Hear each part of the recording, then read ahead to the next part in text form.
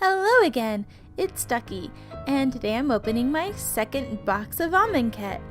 Now, if you saw my previous one, you know we did get a Kefnet and a Bontu in our other box, and that's about it. We didn't get any other huge hits.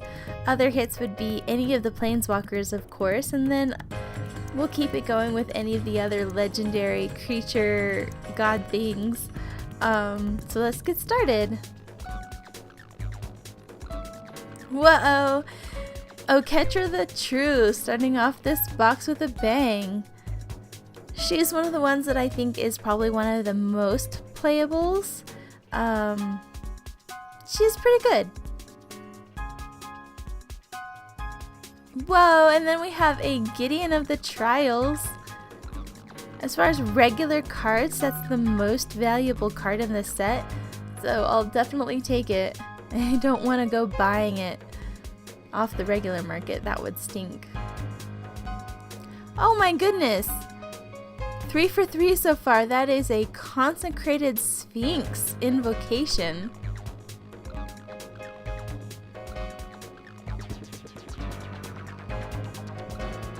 And then for the regular rare, we have a Shadow of the Grave. I suppose we can just stop right there. We have 2 mythics and an invocation. There's not much reason to keep going. Except, well, it's a box opening, so we're gonna open the box. Next is a Canyon Slough.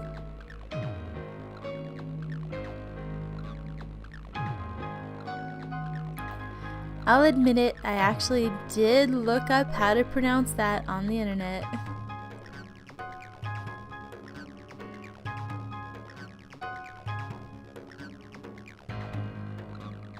Well, we have a foil sparring mummy and an honored Hydra.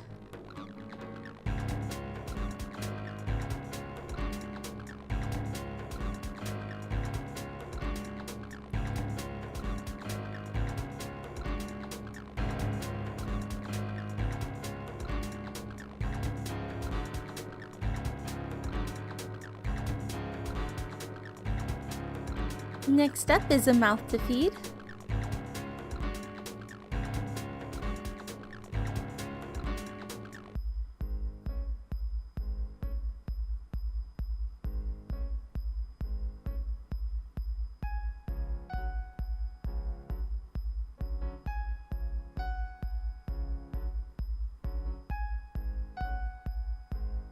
Oh, and then we have a Rags to Riches and a foil Vizier of Many Faces.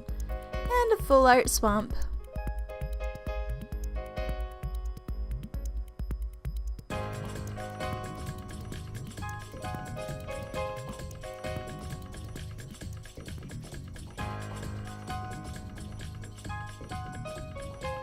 Then we have a Kefnet the Mindful.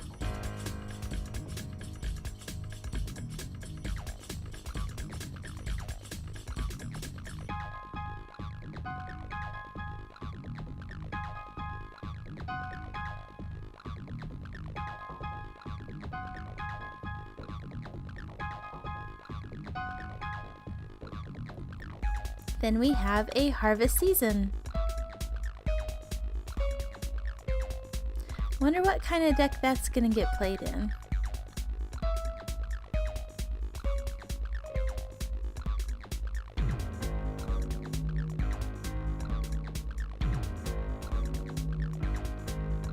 Then we have a Glorybringer. Any deck that plays mountains, I guess that would be good in.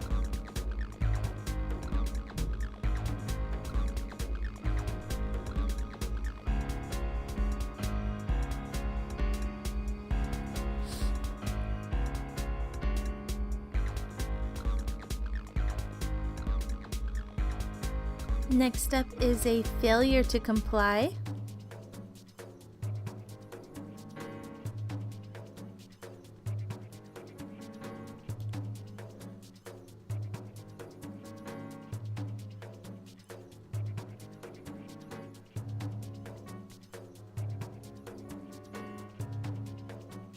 And last one in this row is a Channeler Initiate. Tell me, would you rather put the -1/-1 counters on like a 1/1 creature and let that just be a 3/4 2-drop? Or do you want to use it for the mana? Or I suppose you could do it both ways. One earlier in the game, one later in the game. Then we have an approach of the second sun. I think I'd rather just have the 3/4 on turn 2.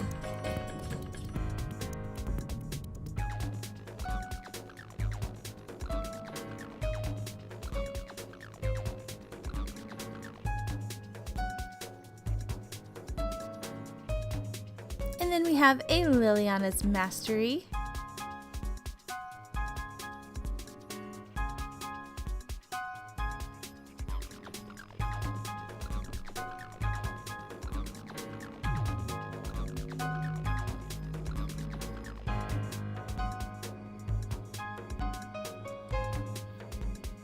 We have a foil full art swamp, that's cool, and a commit to memory.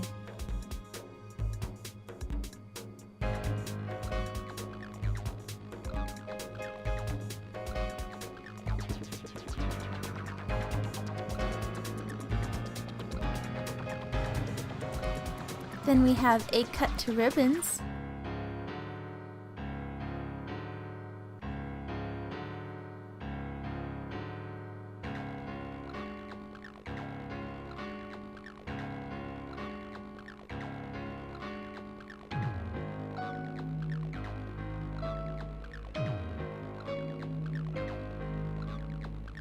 And a glorious end.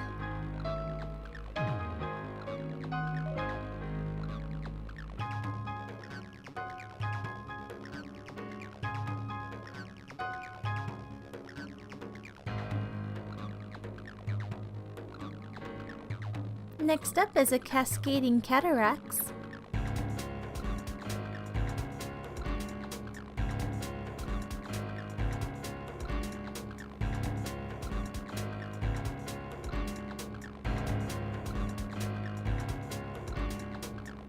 And a sweltering suns.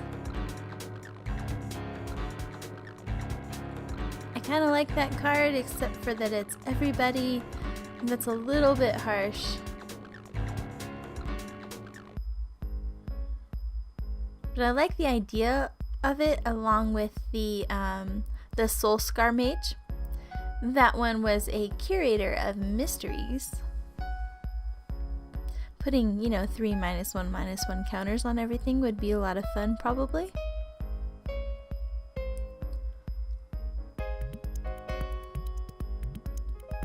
Next up is an Archfiend of Ifnir, speaking of -1/-1 counters.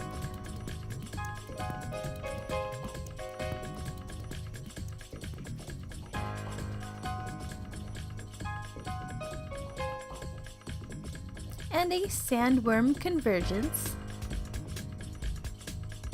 Could do work.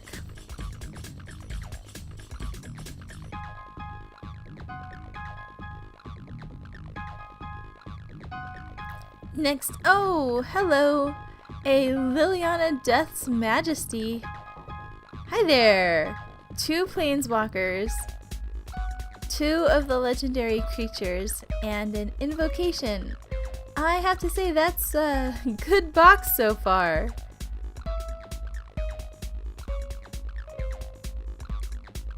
And then we have an Oracle's Vault.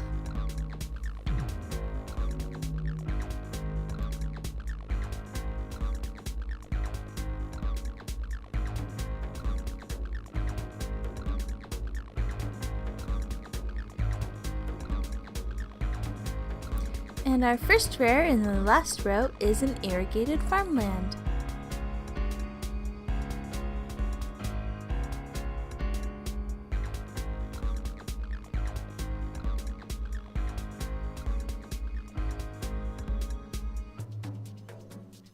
Then we have this Soul Scar Mage that I was talking about a minute ago. It makes non-combat damage to a creature an opponent controls become a -1/-1 counter instead.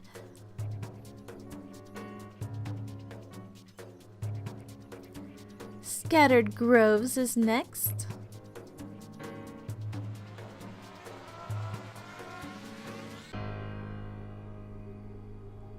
I like it because even non-lethal damage like a Sweltering Suns, if they have really big creatures on the other side, it still really shrinks their creatures so that combat gets changed drastically.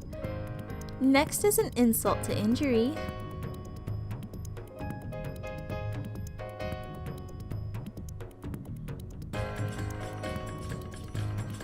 And while your own creatures do get hit by the Sweltering Suns, the only your opponent's creatures get the -1/-1 counters.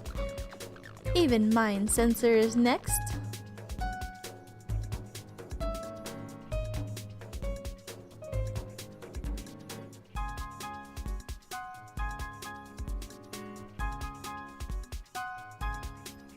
Plague Belcher.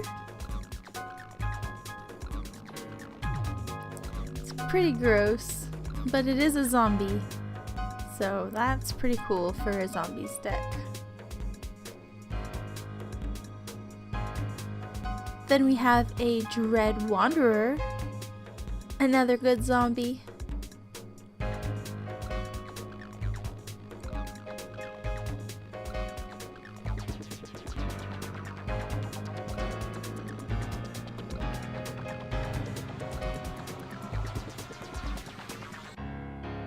Then we have a Dispossess.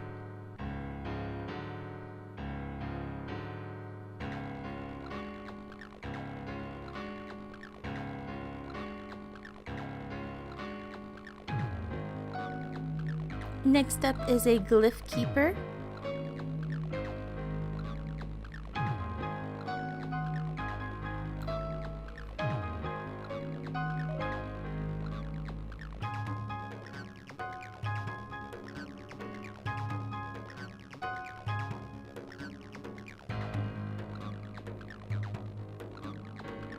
Then we have a Fitted Pools.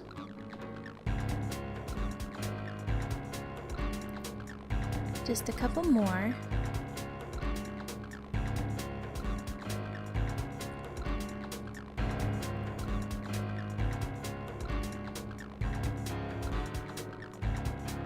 Next is a Dusk to Dawn.